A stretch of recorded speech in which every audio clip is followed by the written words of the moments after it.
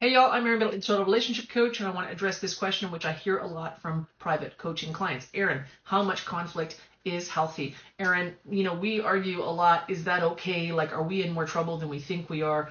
So the question really is less about how much conflict or how frequent our conflict it is that we're having in our relationship, in a healthy relationship, and more we want to focus on what kind of conflict. That's the first thing. So there's a distinction between fighting and conflict. In a fight, there's a winner and a loser. In a conflict, in healthy conflict, ultimately there are no losers and the relationship wins. The relationship is strengthened because growth happens with healthy conflict. Shared understanding, deeper self-awareness, sometimes even wisdom is the result of conflict dealt with in healthy ways in a relationship. So the type of conflict is in some ways more important than the frequency or the quantity of conflict. So with any disagreement, of course, you might think, okay, well, how long do we keep going back and forth here?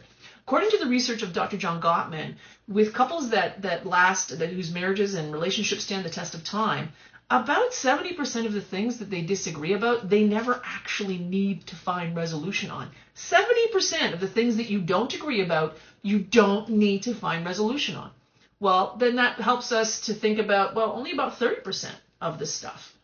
Well, which 30% of your conflicts, of your disagreements? It's going to be the 30% that touch most deeply, in most cases, on the emotional needs of one or both partners. The need to feel seen, the need to feel heard, to feel understood, to feel safe. These kinds of things. These are deep emotional needs that we have. The need for connection, the need to know that we matter to our partner, the need for predictability and reliability, stability, familiarity. These are deeper emotional needs, and those are the ones where it's going to be worth taking the time to sometimes have a series of dialogues to figure that out. Heads up, watch for my next video. I'm going to show you a technique for working through those 30%, so watch for that.